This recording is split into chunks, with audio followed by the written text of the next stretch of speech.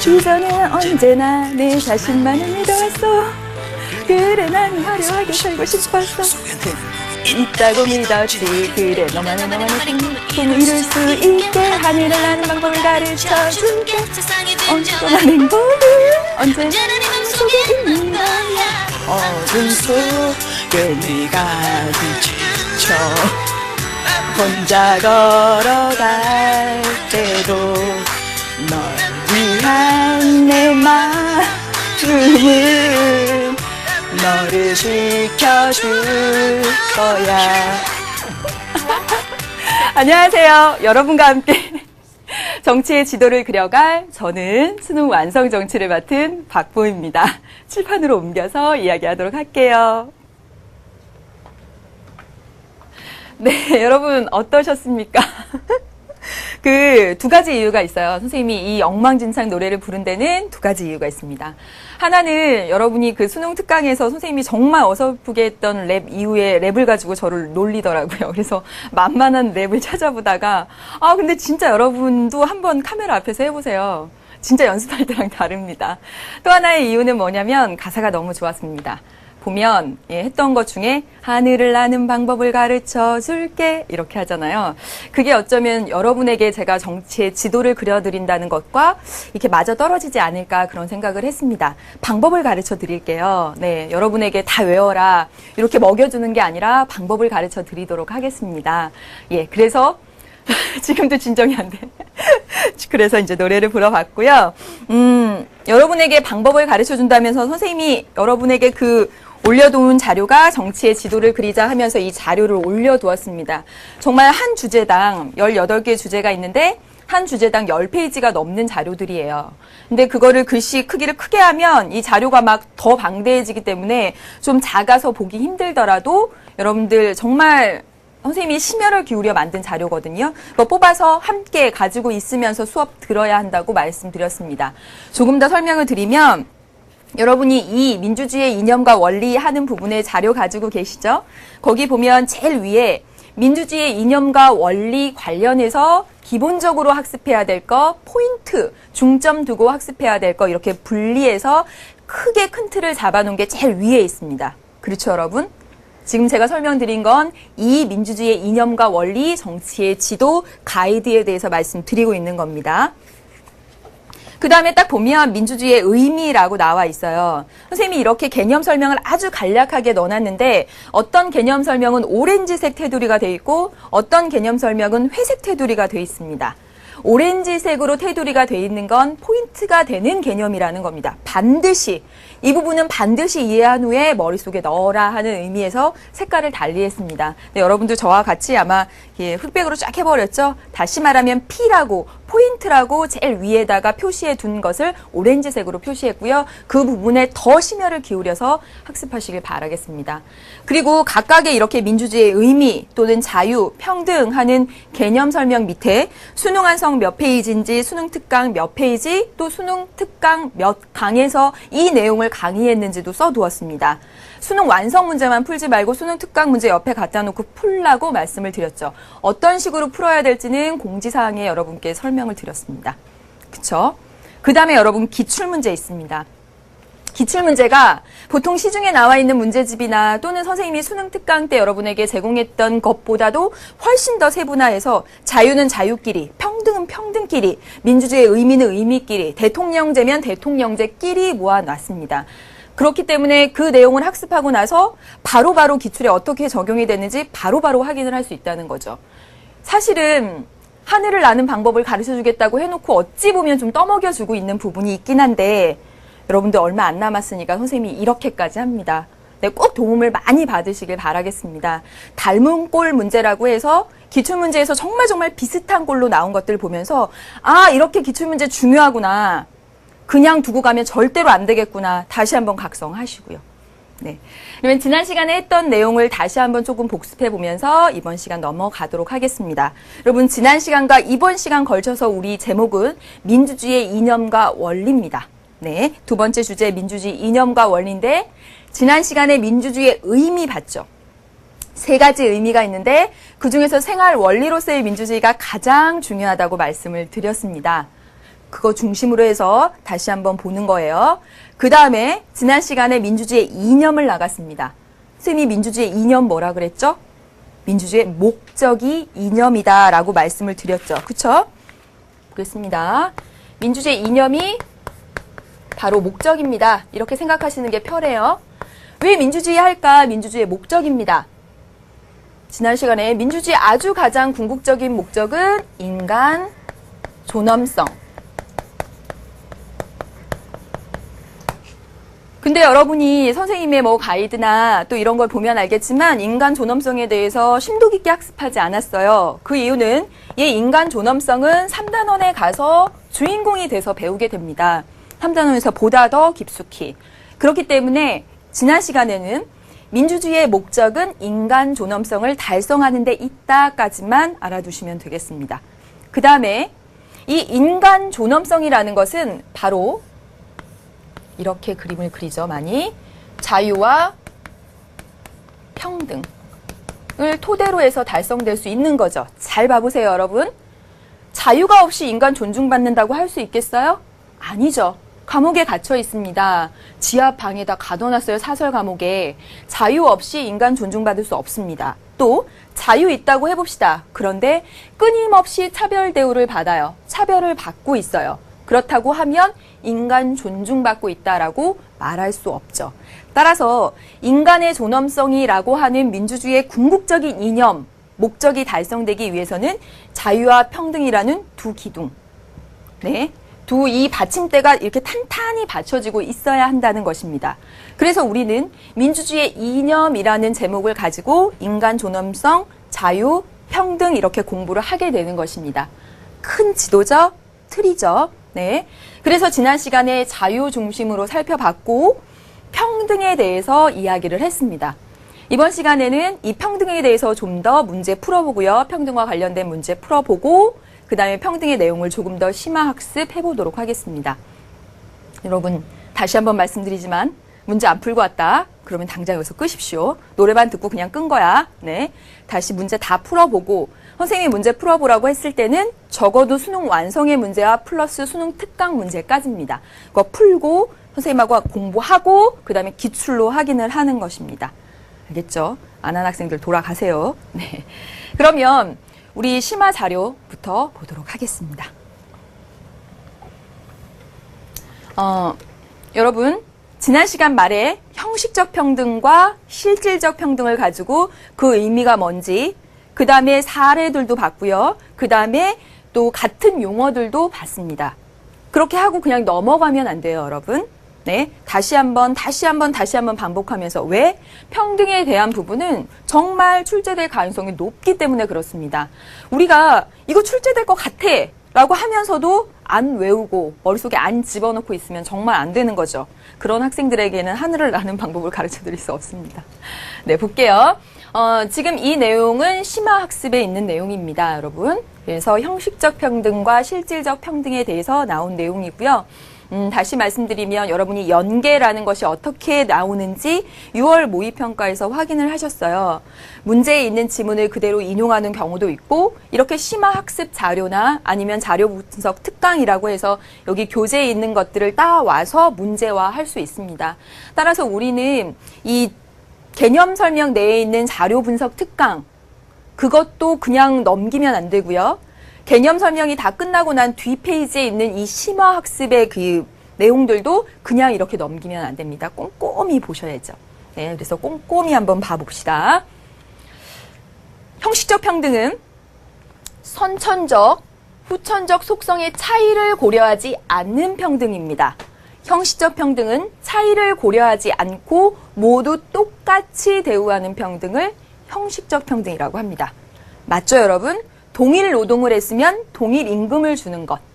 네, 이런 것들이 형식적 평등입니다. 똑같이 대우하는 것.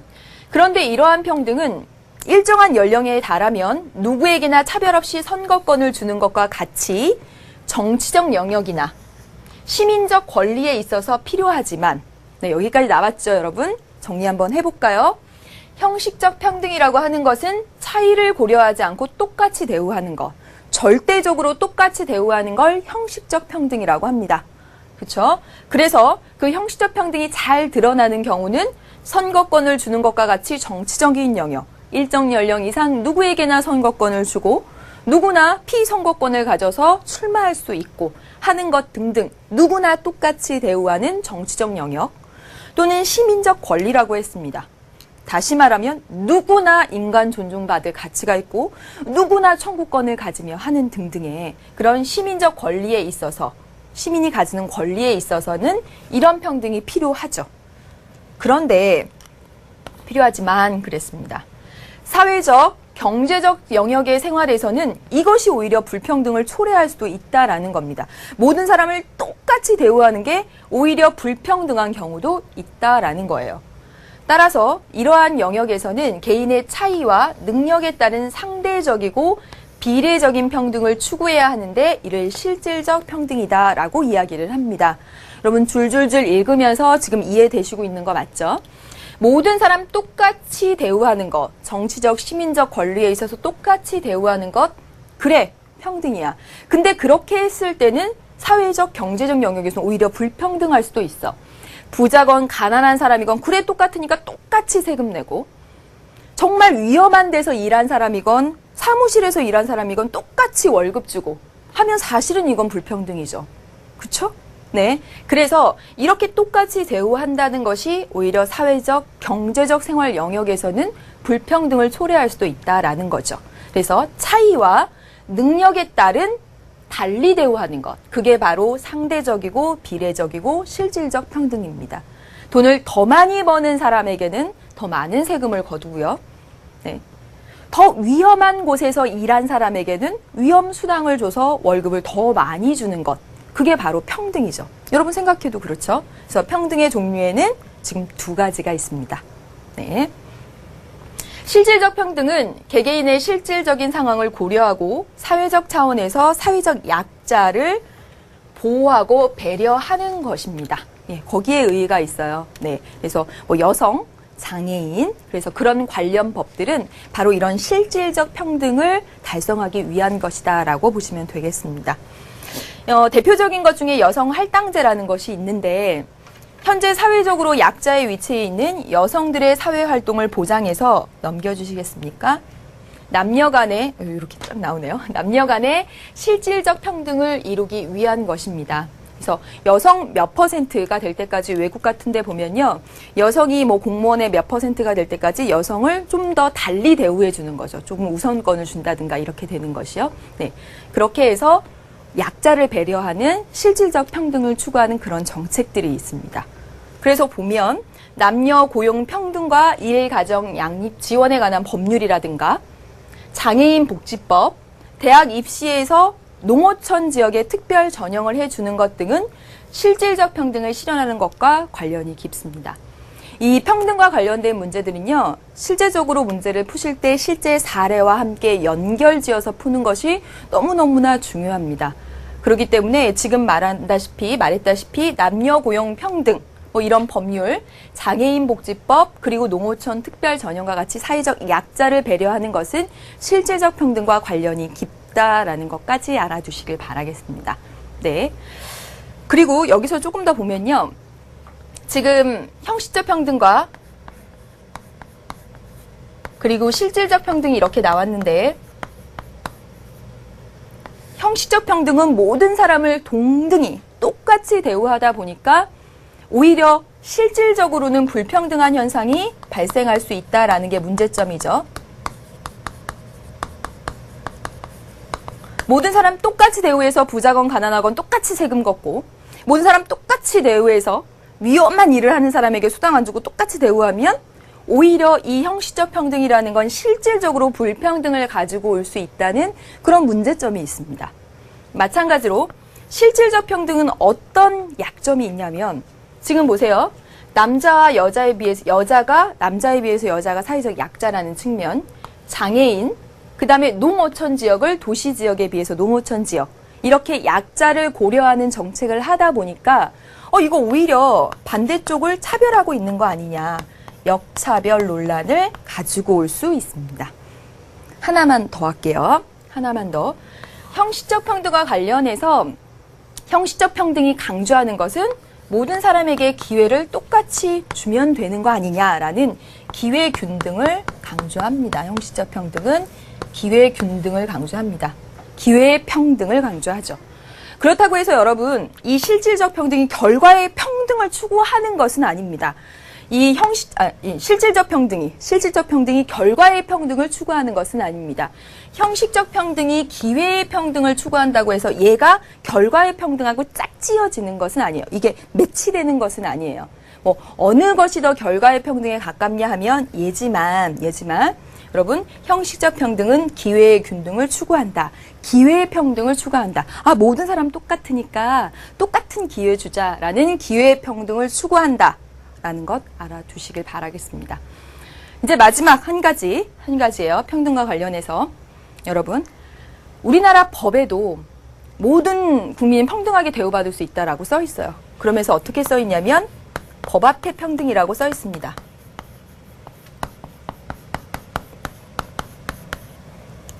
법 앞에 평등할 때 이 평등은 어떤 평등일까요? 평등의 종류 두 가지 있다고 했잖아요. 네. 법 앞에 평등할 때 이 평등은 말이죠, 여러분.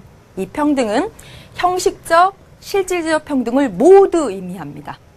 왜냐하면 모든 사람은 정말 동등하니까 똑같이 대우받아야 하면서 동시에 사회적 약자를 고려하고 차이를 고려하는 평등이 필요하기 때문에 그렇습니다. 그래서 우리 헌법이 의미하는 3단원 가서 다시 한번 하겠지만 우리 헌법이 의미하는 평등은 형식적 평등과 실질적 평등을 모두 다 의미한다는 것을 알아두시길 바라겠습니다. 지금 정리를 계속하고 있죠? 예, 꼭 기억하라는 이야기입니다. 그러면 평등과 관련된 문제 나오면 어떻게 풀어야 할지 좀 보겠습니다. 네. 보세요. 평등과 관련된 문제 해결을 하기 위해서는 첫 번째, 선생님이 지금 이렇게 쫙 길게 설명했죠? 지난 시간에 조금 이렇게 짧게 하고 끝낸 감이 있어서. 네. 첫 번째, 형식적 평등과 실질적 평등의 의미를 정확히 아는 것이 중요합니다. 두 개 있으면 두 가지 헷갈려 하거든요. 정확히 아는 것. 형식적 평등은 모든 사람 동등하게, 실질적 평등은 아니고 이렇게 하는 것들 있죠? 쭉 설명했던 내용들. 그 의미를 정확하게 아는 게 첫 번째입니다. 그래서 개념이 중요한 것이고요. 그 다음에 두 번째, 지문의 사례에서 그 지문의 사례가 형식적 평등을 의미하는지 실질적 평등을 의미하는지 찾아내십시오. 그래서 이 부분은 특히나 현실 사례와 밀접하게 관련을 가지고 있습니다. 동일 노동했으면 동일 임금 받아야 한다라는 사례가 나오면 어떤 평등입니까, 여러분? 형식적 평등이죠. 그렇죠? 위험한 곳에서 일한 사람에게 더 많은 수당을 준다라고 하면 달리 대우하니까 실질적 평등이죠. 그렇죠? 사례를 보고 형식적 평등인지 실질적 평등인지 찾아낼 수 있어야 합니다. 그 다음에 세 번째, 평등에 대한 기본 개념을 토대로 해서 여기 1번에서 정확히 알았죠? 개념을 토대로 해서 틀린 선지나 보기를 하나씩 지워나갑니다. 왜 틀렸는지, 왜 아닌지 여러분이 파악하시면서. 그래서 중요한 게 뭐냐면 여러분, 형식적 평등과 같은 말은 절대적 평등이다. 산술적 평등이다. 요즘은 어떤 말까지 나오냐면 여러분, 평균적 정의다. 요거랑 같은 말이다. 평균적 정의를 실현하려고 한다. 이런 말까지 나왔습니다. 실질적 평등은 상대적이고 비례적이고 배분적 정의를 실현하려는 평등이다. 이렇게. 그래서 이 개념을 정말 명확히 안 상태에서 평등과 관련된 문제는 사례가 중요하다는 사실, 그리고 아닌 거 지워가면서 아닌 이유 쓰세요. 네. 여기까지 해서 지금 평등에 관련해서 보았습니다. 문제 세 문제 보면서 확인해 보도록 할게요. 자, 보세요. 다음의 두 법률이 공통적으로 실현하고자 하는 목적입니다. 안 읽어봐도 돼요. 사실은.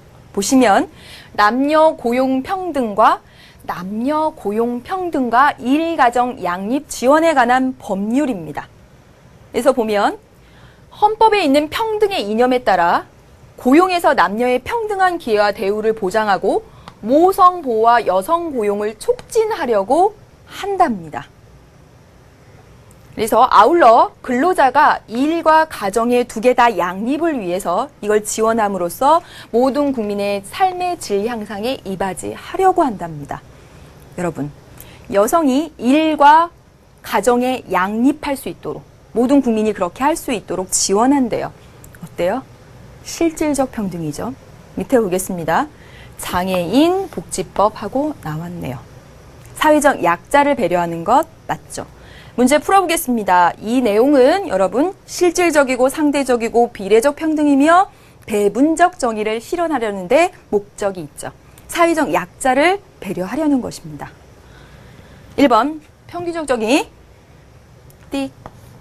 문제 풀 때 아닌 거 긋고 이유 쓰세요. 여기다 바꿔야 됩니다. 배분적 정의라고 바꿀 수 있어야 돼요. 어느 부분이 틀렸는지도 여러분이 찾아야 됩니다. 그 다음에 두 번째, 개인적 차이를 고려하는, 그렇죠, 실질적 평등 2번이 정답 되겠습니다.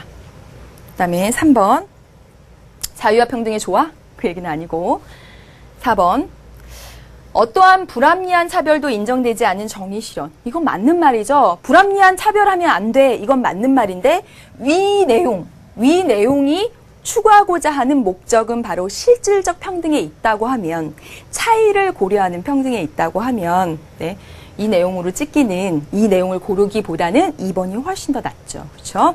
네. 5번. 네. 개인의 자유가 최대한 보장되는 그런 얘기 아니겠고요. 네, 정답 고르실 수 있겠죠? 네, 6번 문제 보겠습니다. 다음 글의 주제로 가장 적절한 것은 했습니다. 어떤 학생들 그러더라고요. 차라리 명백하게 떨어지는 문제들은 풀겠는데 이런 문제가 더 어렵다라고 하더라고요. 네, 이런 문제들이 어렵다고 하는 학생들은 뭐 반복해서 하면서 어디가 주제인지 찾아내는 것이 핵심입니다. 한번 읽어볼게요. 자유의 절대성을 강조한 근대 시대에 경제적 자유주의는 자유의 절대성을 강조했어요. 자유가 최고야 이랬다는 얘기예요. 이 자유 방임주의적으로 흘러서 자유 경쟁을 통해서 개인의 욕구가 자연스럽게 조화되기보다는 이 자유의 절대성을 강조하니까 이해관계에 충돌 가져왔고요. 결국 자기의 이윤만을 추구하는 이기주의가 심화됐어요. 자유가 좋아, 자유만 해줘 라고 했더니 자기의 이익만 추구하는 이기주의를 심화시켰대요. 문제가 발생한 거죠. 자유의 절대성 강조하니까 이런 문제 발생하더라는 거예요. 따라서 개인의 이기심을 억제하고 사회를 고르게 발전시키기 위해서는 구성원들의 노력으로 이룩된 사회 전체의 부가 권위를 가진 상위 집단인 국가에 의해 공정하게 배분되는, 자 보세요.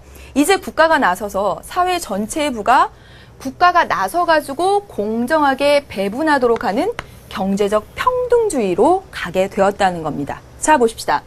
자유 강조했더니 문제 발생했지? 문제 발생하면 변해야죠. 이렇게. 변해야죠. 변했어요. 경제적 평등주의. 이렇게. 그런데 절대적 평등을 추구하다 보니까, 추구하는 이 사회주의 보니까 국가주도의 계획경제와 생산수단의 국유화가 장기간 지속되면서 사람들은 노동의욕 상실하고, 이 노동의욕 상실은 생산 동기 약화, 생산력 저하로 이어졌고, 결국 민중이 얻을 수 있었던 평등은 가난의 평등으로 전락하고야 말았다 그랬습니다. 자유 강조하니까 이기주의. 그래서 평등 강조하니까 가난의 평등으로. 이해되십니까, 여러분? 자유 강조하니까 문제점 발생해서 평등 강조하니까 또 문제점 발생하고, 자유와 평등이 어떤 관계에 있다는 것을 알 수가 있습니까? 부딪히는 관계에 있다는 것을 알 수가 있죠. 자유를 강조하면 평등이 침해되고, 평등을 지나치게 강조하면 자유가 저해되는 그런 내용들을 알 수가 있습니다. 그럼 정답 골라볼게요. 1번 정답 되겠네요. 자유와 평등이 부딪히는 관계에 있다 보니까 그래서 자유와 평등의 조화가 중요하다라는 이야기예요. 1번 정답입니다. 2, 3, 4, 5번 다 읽어볼게요. 자유가 보장될 때 평등? 아니고요. 3번 소극적 자유. 여러분 이 말 자체가 틀렸습니다. 소극적 자유하면 실질적으로 평등? 아니죠. 소극적 자유는 나 간섭하지 마. 사회적 약자에 대한 배려, 고려가 없습니다. 아니죠. 4번 사회 전체를 위해 개인의 이익은 희생되어야 한다. 이건 말도 안 돼요. 네, 5번. 자유가 보장될 때 개인의 능력이 최대로 발휘된다. 그런데 이기주의 발생했대잖아요. 그래서 평등으로 가고 평등으로 갔더니 이렇게 됐대잖아요. 둘 간의 상충관계를 이야기하고 있는 거죠. 다음 보겠습니다. 고득점 문제죠. 이제까지 했던, 지난 시간 중반부터 이제까지 했던 민주주의 이념을 총망라했습니다. 여러분, 민주주의 이념이죠. 민주주의 이념하면 인간 존엄성, 인간 존엄성, 자유, 평등, 이렇게 그림 그대로 기억하셔야 됩니다. 인간 존엄성, 자유, 평등. 자유에는 국가로부터의 자유, 국가에의 자유, 국가에 의한 자유가 있으면서 얘는 자유권의 형태로 발전을 했고, 여러분이 다 쓰셨죠? 얘는 국가에의 자유는 국가에 참여하는 참정권의 형태로 발전을 하였으며, 얘는 사회권의 형태로 발전을 하였다. 보세요. 얘는 소극적 성격 가지고 있죠? 모른다 하면 정말 섭섭해요. 네. 얘네들은 적극적 성격 가지고 있습니다. 모르면 절대 안 되죠. 절대적, 상대적, 같은 용어까지 다 기억하라고 했습니다. 네. 그럼 볼게요. 1번. 19세기 노동자들이 보통선거를 요구한 것은 뭐와 관련이 있습니까, 여러분? 나죠. 나죠. 네. 더 이상 안 붙이겠습니다. 그 다음에 나의 실현을 위해서는, 참정권의 실현을 위해서는 사회권이 보장되어야 한다. 이건 무슨 말입니까, 도대체? 아니죠. 다는 국가에 의해서 사회적 약자의 권리가 보장되는 것, 사회권으로 발전한 것 맞네요. 3번이 정답 되겠습니다. 소득이 많을수록 높은 세율을 적용하는 것, 달리 대우하는 것, 맞아, 마. 왜 화내는 것 같아, 마. 네, 5번. 일정 연령 이상의 모든 사람에게 선거권을 부여하는 것, 동등하게, 똑같이 대우하는 정치적 영역에서의 평등. 네, 여기까지 했습니다. 정답 3번이죠. 평등 다 봤습니다. 이념을 다 본 것이에요. 이제부터 남은 시간은 여러분 원리를 볼 겁니다. 민주주의의 원리지요. 선생님이 수능특강 강의에서는 이 민주주의의 원리를 가져다가 무려 2시간, 50분, 50분, 100분을 강의했습니다. 그런데 민주주의 원리, 지금 이 시간에는 불과 20분 조금 넘게 강의를 할 거예요. 네, 많이 축소가 됐죠.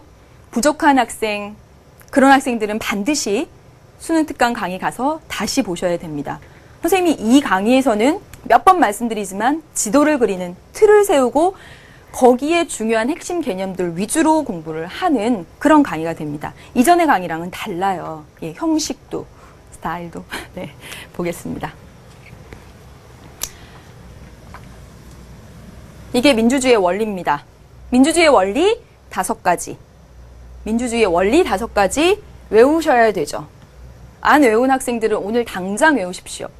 여러분, 민주주의의 이념이 민주주의의 목적이지, 목적을 달성하기 위한 얘네는 방법이며 수단이라는 거죠. 다시 말하면 민주주의에서 얘네 없으면 민주주의 아니라는 겁니다. 그 사회는 민주주의 아니라는 거예요. 민주주의라고 한다면 이 5가지 수단, 방법, 원리가 작동하고 있어야 된다는 겁니다. 네. 국민주권주의부터 출발해 볼게요. 민주주의. 그 뜻 자체를 보면 민주. 국민이 주인이잖아요. 국민이 주인이라는 국민주권주의가 살아 있어야지만 민주주의입니다. 국민주권주의. 네. 국민주권주의는 우리는 이미 사회계약설 공부할 때 배웠습니다. 말하자면 여기 있는 이 5가지들은요. 지금 배우고 끝나는 게 아니에요. 이 정치라는 교과목을 배우는 전반에 아주 중요한 그런 베이스가 되는 어쩌면 개념들이면서 용어들이면서 동시에 하나하나 개별적으로 출제될 수 있는 아주 중요한 것들입니다. 여러분, 그래서 여기에만 나오고 멈추는 것이 아니라요. 지금 국민주권주의는 1단원 전체, 2단원, 3단원에서도 계속 그 말 나옵니다.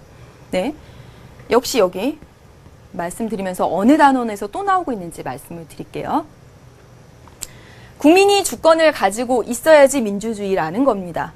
국민이 주권을 가지고 있으면, 잠깐 끊겠습니다. 왜냐하면, 자, 여러분, 선생님이 지금 이렇게 설명해 나가는 순서대로 여러분도 머릿속에 그대로 집어넣으십시오. 이거 억지로 국민주권주의 억지로 외우시면 안 돼요. 이 흐름을 가면서 이해한 상태에서 외우셔야 돼요. 그러니까 지금부터 선생님이 설명하는 그 순서 그대로 이렇게 따라오시길 바라겠어요. 민주주의야 국민이 주인이지 당연히 국민주권주의가 있어야 돼요. 네, 국민이 주인이라고 한다면 국민이 스스로 통치해야 되겠죠. 내가 주인이면 내가 나를 지배해야지. 그쵸? 국민 자치의 원리가 적용되어야 합니다. 국민이 스스로 통치해야 돼요. 스스로 통치하는 방식 중에 직접 하면 너무너무 좋은데 현실적으로 직접 하기가 어려우니까 현대 민주정치의 원리로 간접민주정치, 같은 말로 대의제를 하고 있어야 민주주의라는 이야기입니다. 네, 그래서 두 가지 나왔어요. 국민주권주의 그리고 대의제. 그 다음에 보세요. 국민이 주인이에요. 최고 의사 결정권을 국민이 갖습니다. 그렇죠?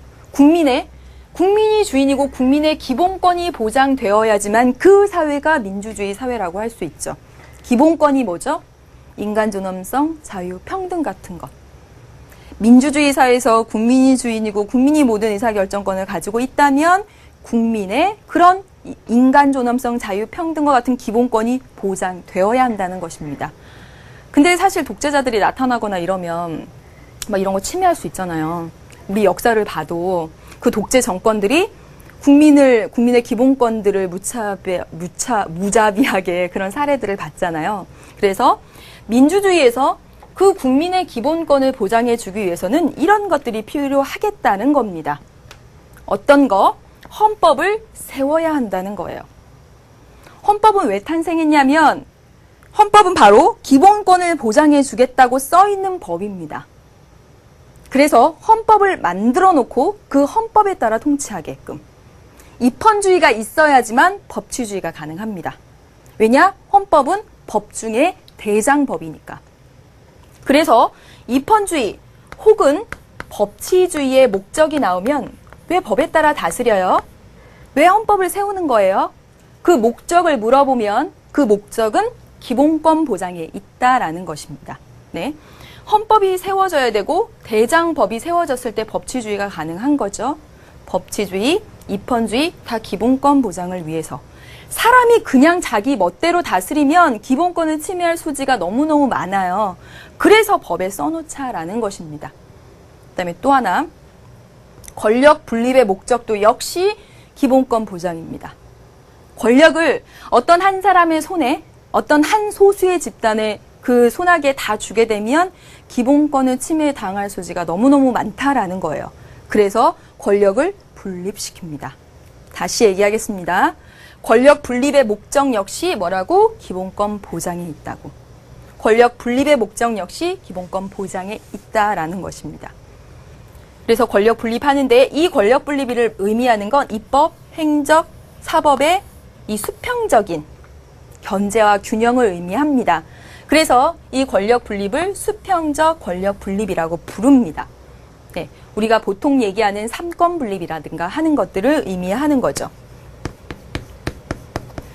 근데 이렇게 권력기관 내부에 이렇게 나눠져서 통치하는 것뿐만 아니라 뭣도 필요하냐면 여러분, 중앙정부가 모든 권력을 가지고 있어도 안 돼요. 중앙정부와 지방 간에 이런 권력을 나누는 것도 필요하다는 거죠. 어디서? 민주주의에서는. 그래서 중앙정부와 지방 간의 권력 분립이라고 해서 수직적 권력 분립이라고 부릅니다. 여러분 흐름 타고 왔죠? 국민이 주인이라면, 네, 민주주의가 국민이 주인이라면 국민 주권주의. 주권을 가졌다면 지금 따라오면서 같이 하고 있습니까? 국민이 주권을 가지고 있다면 스스로 통치해야 되고 현대 사회에서 스스로 통치하는 방법은 대의제 간접이다. 국민이 주권을 가지고 있다면, 국민이 주인이라면 기본권 보장해줘야지. 기본권을 보장해주기 위한 목적으로 나타난 것이 입헌주의와 권력 분립이다. 수직적 권력 분립만 하면 안 된다. 수평적 권력 분립만 하면 안 된다. 수직적으로 중앙정부와 지방 간의 권력 분립이 필요하다. 이거 바로 수직적 권력 분립이 되겠습니다. 여러분, 지금 쭉 이렇게 연달아서 설명을 했어요. 머릿속에 들어와야 됩니다. 수특에서 2시간에 걸쳐서 강의했던 내용을 이렇게 정리를 한 겁니다. 여러분, 대의제 관련해서는 여러분 세 번째 주제에서 얘를 많이 배우게 됩니다. 세 번째 주제에서, 우리 교재 세 번째 주제에서 배우게 되고요.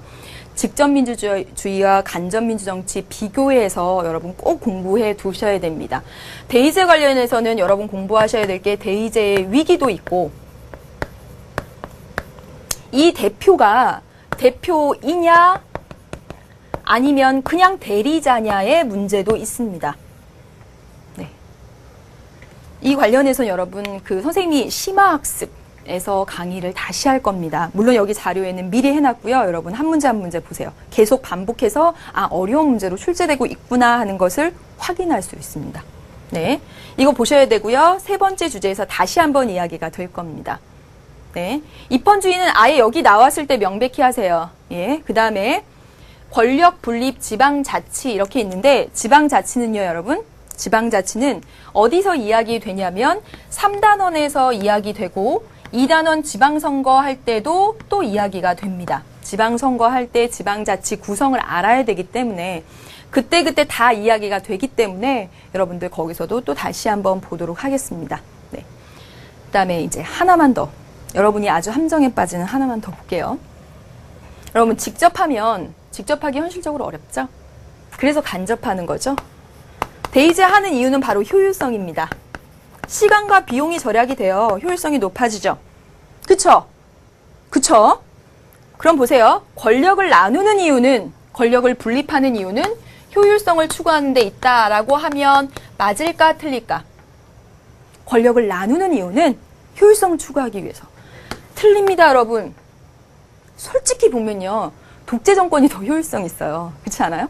쫙 장악해갖고 일사불란하게 촥촥촥. 네. 그렇죠? 그래서 권력 분립의 목적이 효율성을 잘 추구하려는 데 있다라는 선지가 나오거나 하면 함정에 빠지지 마십시오. 권력 분립은 기본권 보장의 목적이 있습니다. 네, 여기까지 봤어요. 더 해야 돼요, 이 부분들은. 네, 심화자료 보겠습니다. 권력 분립 원리와 실제 이렇게 나왔는데 여러분, 지금 권력 분립 이론을 주장한 사람이 몽테스키와 로크입니다. 예.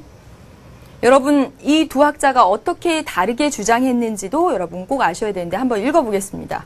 권력 분립이란 국가 권력을 여러 기관에 분산시키는 것에만 그치는 것이 아닙니다. 국가 권력 기관 상호 간의 견제와 균형이 있는 것, 그게 바로 권력 분립입니다. 그래서 이 목적은 권력의 남용과 집중을 막아서 국민의 인권을 보장하는 것, 기본권 보장하는 게 목적이다라고 말씀을 드렸죠. 권력 분립의 필요성을 주장한 최초의 사람은 로크였습니다. 네. 그는 입법권과 집행권이, 오늘날 행정권이라고 말할 수 있겠죠. 이게 통합되면 권력자는 자기가 법을 만들고 자기가 거기 복종하지 않게 되기 때문에 이거 나눠야 된다고 말했습니다. 그래서 여러분 로크는 이권 분립론을 주장을 했죠. 근데 그 뒤 프랑스의 몽테스키에가 입법, 행정, 사법의 3권 분립을 주장했습니다. 그래서 그는 모든 권력은 이 3권이 있는데 이게 동일한 사람에 있거나 분리되지 않으면 안 된다라고 이야기를 했어요.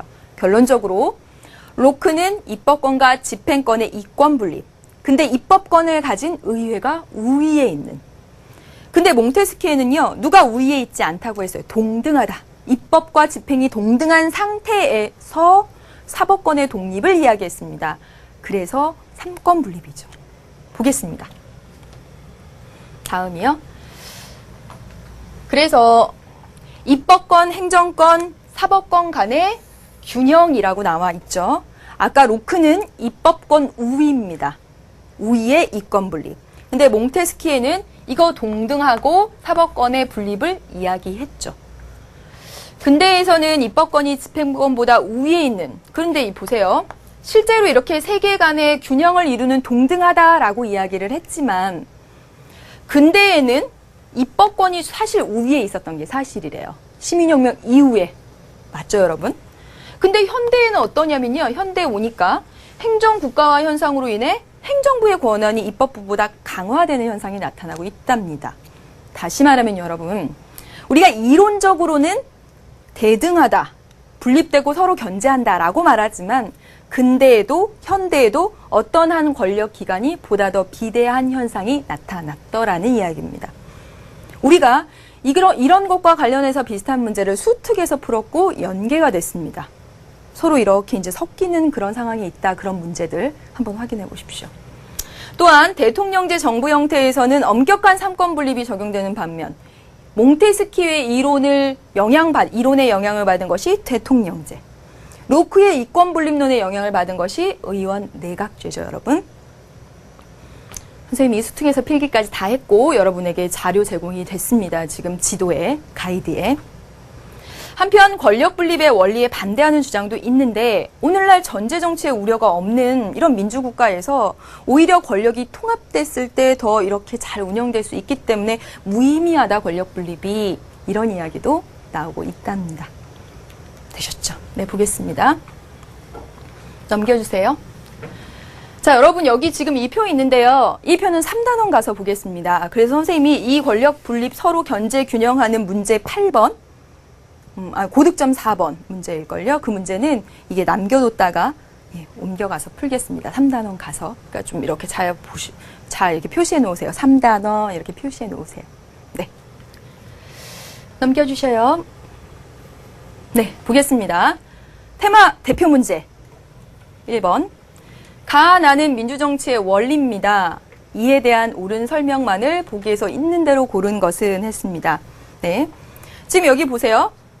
상호 견제와 균형 나눠졌습니다. 권력 분립이죠?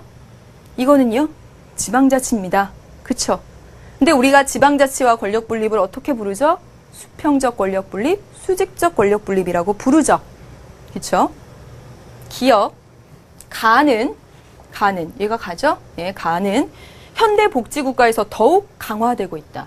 현대복지국가에서 행정부 우위의 현상이 나타났다. 아니죠.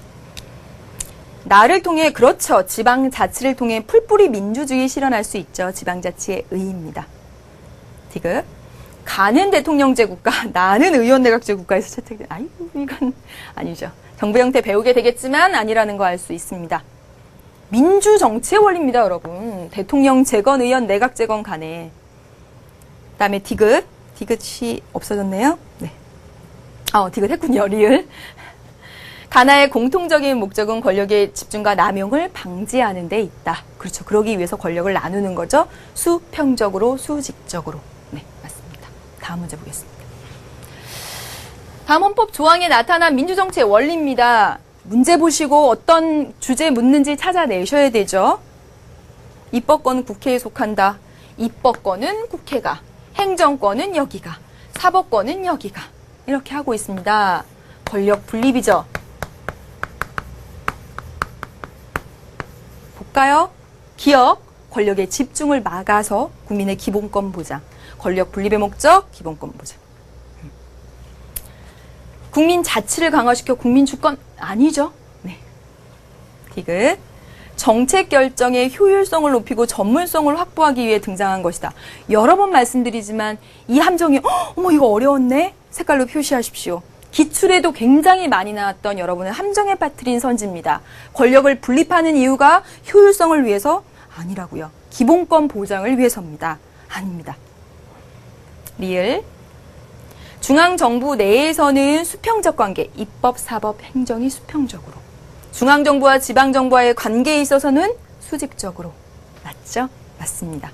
디귿 선지에 표시해놓고 다시 한번 함정에 빠지지 않도록 하십시오. 아주 좋은 선지입니다. 마지막 문제 보겠습니다. 다음 글에 나타난 민주정치의 원리입니다. 어렵지 않은 문제예요, 여러분.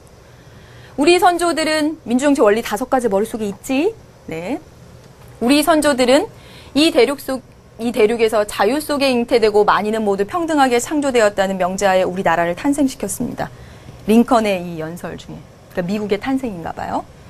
우리는 명예롭게 죽어간 이들로부터 어쩌고 척 하면서 신의 가호 아래 이 나라는 새로운 자유의 탄생을 보게 될 것이며 국민에 의한, 국민을 위한 정부는 지구상에서 결코 사라지지 않을 것입니다.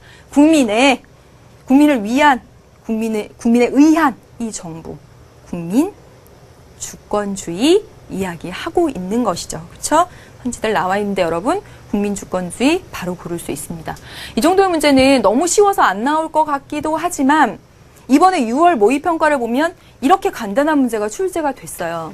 하나를 말씀드리면 문제를 배열하잖아요. 문제를 배열하면서 이렇게 여러분 모의평가 문제에서 여기에 문제 있고 지문 있고 선지 옆으로 넘어간 문제 보셨나요? 못 보셨죠? 그 이유가 이렇게 길이를 맞추는 과정에서 이런 문제도 날 수가 있습니다. 문제가 난다 안 난다를 떠나서 지문 속에서 어떤 민주정치의 원리인지 찾아내십시오. 민주정치 원리 5가지 아는 게 보다 더 중요하고 그리고 사례 속에서 찾아내는 겁니다. 지문 속에서 찾아내는 거죠. 이제 마지막 정리를 하겠습니다. 예. 자료 분석 특강에 있는 내용으로 마지막 정리를 하도록 할게요. 선생님이 이 강의가 끝날 때 맨 마지막에 하잖아요. 오늘의 학습 내용 해가지고 주제를 가지고 이야기를 하죠. 오늘 이 시간은 딱 자료 분석 특강 가지고 이야기를 하면 되겠습니다. 여러분은 지난 시간과 이번 시간에 걸쳐서 민주주의라는 주제를 가지고 이야기를 했습니다. 민주주의 의미가 뭔지, 이념이 뭔지, 그리고 원리가 뭔지. 먼저 의미 알아야 되겠고 3가지. 이념, 목적에 대해서 공부를 했고요. 그 이념을 달성하기 위한 수단이자 방법에 대해서 지금 이 시간까지 한 겁니다. 네, 보세요 여러분. 인간 존엄성 제일 위에 있죠? 민주주의의 이념, 궁극적인 이념입니다. 이 이념을 달성하기 위해서는 자유와 평등 간의 조화와 균형이 필요하다라고 했죠. 왜냐하면 자유를 강조하면 평등을 강조하면 자유가 침해될 수 있기 때문에 이 둘은 상충되는 면이 있기 때문에 이 둘 간의 조화가 중요합니다. 둘 중에서 어느 것 하나가 지켜지지 않으면 인간 존엄성이 실현될 수 없기 때문에 자유와 평등이라는 이 2가지 기둥을 잘 삼아서 이걸 지켜내야 되겠죠. 자유, 소극, 적극, 평등, 형식적, 그리고 실질적 공부한 내용들 확인하고 계시죠? 그 다음에 이 목적, 여기가 이념이죠? 이것을 달성하기 위한 수단입니다.